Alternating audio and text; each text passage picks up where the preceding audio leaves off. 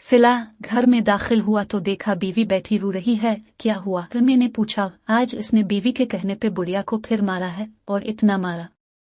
वो फिर हिचकियों से रोने लगी। तुम्हें क्या? वो इसकी माँ है, तुम्हारी नहीं। और फिर बुढ़िया जुबान चलाती होगी। मैंने इसका गम गलत करने के लिए कहा, आपको कुछ पता भी है इस बेचारी को फालिज है? बीवी ने तलखी से जवाब दिया, पहले तुमने कभी बताया नहीं कि इसको फालिज है। अच्छा छोड़ो, हम कर भी किया सकते हैं। मैंने मौजू बदलने की कोशिश की। मेरा दिल करता है कि बुढ़िया को अपने घर ले आऊं कुछ दिनों के लिए। क्या कहा? पागल हो गई हो? प्राय मुसीबत अपने गिले डालोगी। मुझे इसकी सोच पे गुस्सा आ गया। सिर्फ हफ्ते भर के लिए? नहीं नहीं, ये नामुमकिन है। और फिर वो क्यों देने लगा अपनी माँ हमको? मैंने कहा, इसकी बीवी कई मर्तबा कह चुकी है कि बुढ़िया मरती भी नहीं। बीवी ने कहा, बस अब आप मान जाएं और उसको अपने घर ले आएं। ये कहती हुई वो मेरे पहलू में आ बैठी। अच्छा, जब इस बुढ़िया को घर लाने की जिम्मेदारी भी मुझ पर डाल रही हो, और ये तो सोचो कि तुम इसको संभाल भी लोगी। मैंने कहा, अपने बच्चे तो हैं नहीं। मैं घर में सिवाय टीवी देखने के और क्या करती हूँ? चुल्लू वो आ जाएगी तो मेरा दिल भी लगा रहेगा। इसने आदा से कहा, हमारी शादी को 10 साल हो गए थे, मगर औलाद से महरूमी थी। मैंने सोचा चुल्लू बात करके देखने में हर्ज नहीं है। कौन सा? वो अपनी माँ हमें देने पे राजी हो जाएगा। अगर राजी हो गया तो?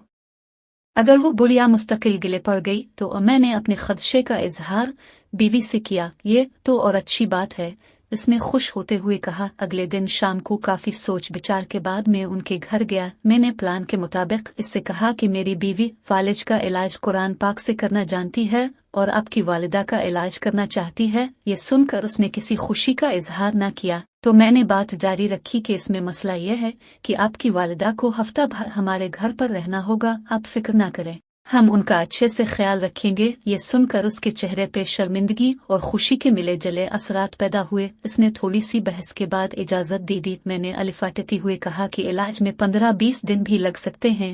इसने और भी खुशी महसूस की। कहने लगा, सलीम साहिब, मैं चाहता हूँ कि मेरी माँ ठीक हो जाए, भले महीना लग जाए। और यूं अम्मा मुस्तकिल हमारी होकर रह गई। वो बुढ़िया सफेद रुई का गाला सी थी। मुनासिब खुराक और देखभाल न होने की वजह से हालत और ज्यादा खराब थी। मेरी बीवी तो तन मन धन से इसकी सेवा में जट गई।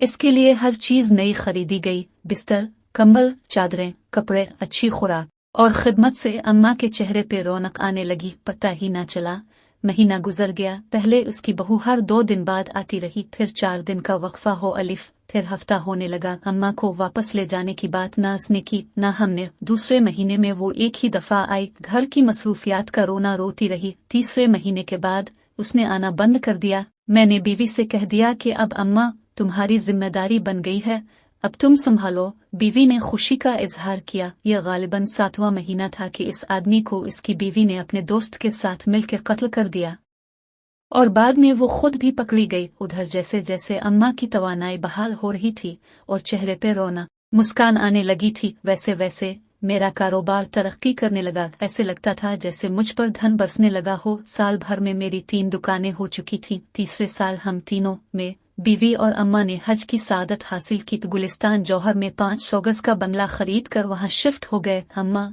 हमारे साथ 7 साल रही।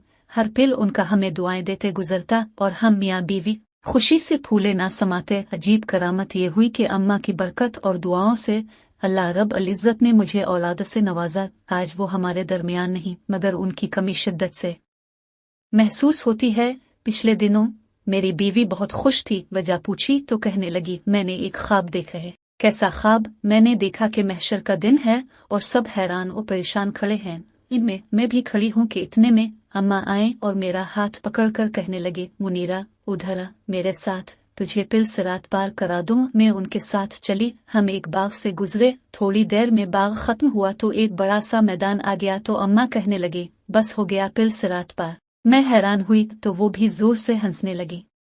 फिर मेरी आंख खुल गई। मुबारक हो भई, बहुत अच्छा ख्वाब है, मगर तुम्हें मेरा ख्याल ना आया। चलो खैर, हमें भी कोई ना कोई मिल ही जाएगा जो पिल सिरात पार करो दे। आमीन। बीवी ने जैसे दिल की गहराइयों से कहा। और फिर इसको मैंने ये नहीं बताया कि ऐसा ही ख्वाब में भी देख चुका हूँ। बस फर्क ये था कि अम्मा ने मेरा हाथ पकड़ते वक्त कहा था, चिल्लू तुम्हें मुनीरा के पास ले चलो, वो पिल सिरात के पार तुम्हारा इंतजार कर रही है।